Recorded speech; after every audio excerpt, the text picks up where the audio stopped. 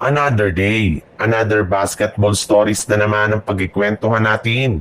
At ngayon nga ay ang pag-uusapan natin ang balitang pagkuha ng Los Angeles Lakers kay Jeremy Grant at ang balitang pagkuha ng Golden State Warriors kay CJ McCollum. Dahil nga sa nawala sa lineup ng Lakers si Dorian Finney-Smith ngayong offseason, ay wala na nga silang ibang choice ngayon kundi maghanap ng papalit sa kanya.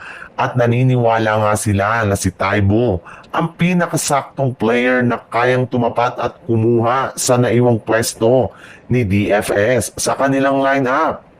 At makukuha nga nila yan sa isang blockbuster trade kasama ang kupunan ng Portland Trail Blazer kung saan dito nga ay makukuha ng Blazers si Rui Hachimura, Gabe Vincent, Jared Vanderbilt at isang second round pick habang Lakers naman ay masusungkit dito sina Jeremy Grant, Matisse Thybulle, and yes, tama nga ang inyong narinig. Kasama nga sa mga players na makukuha ng Lakers mula sa Blazers ay sina Jeremy Grant na magagamit nila bilang kanilang pinakabagong power forward.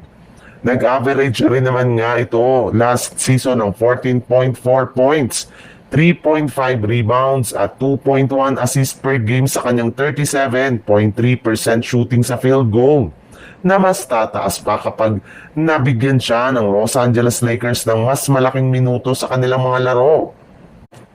Sa ibang balita naman, maliban nga sa plano ng Golden State Warriors na pag-trade nila kay Jonathan Kuminga, balak rin naman nga ng kanilang front office na kumuha ng mga bagong player sa free agency market.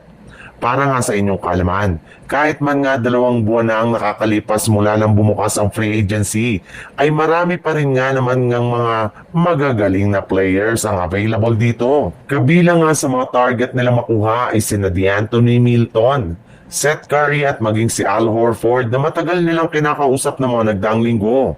Bukod rin nga sa kanilang tatlo ay plano rin naman nga ng kanilang general manager na si Mike Dunleavy na kunin si CJ McCollum either sa pamamagitan ng isang trade o di kaya sa buyout market. Maaari nga daw nila ditong gamitin sa isang trade sa Washington Wizards ang kanilang player na si Jonathan Kuminga. Kapag nakuha nga nila ito, ay magkakaroon nga sila ng isang legit na scorer sa kanilang starting lineup at maging sa kanilang bench.